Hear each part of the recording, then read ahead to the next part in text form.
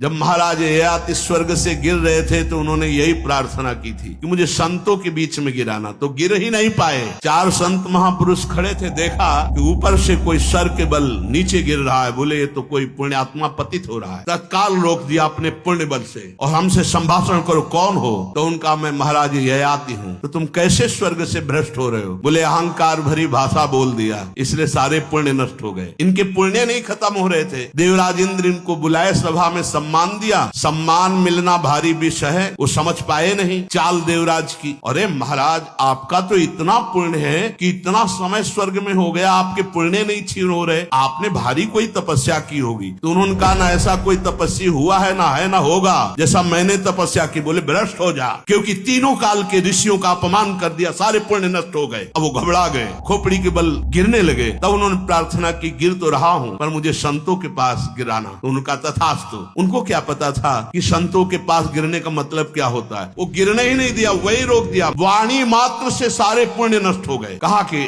अब तुम नीचे नहीं गिर सकते क्योंकि हमारी दृष्टि में आ गए, जाओ मैं सारे सुकृत आपको देता हूं। तत्काल विमान आ गया। दूसरे ने भी कहा, तीसरे ने, चौथे, जहां थे उससे ऊपर भी ब्रह्मलोक तक जाने की उनकी सामर्थ्य हो गई। विमान से ऊपर, नीचे नहीं गिरने दिया।